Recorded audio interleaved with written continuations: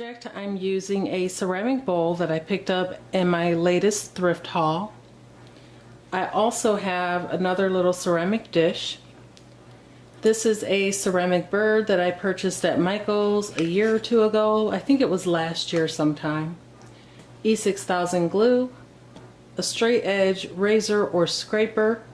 I have a damp paper towel, and I've also soaked the labels on the ceramic pieces with dish detergent.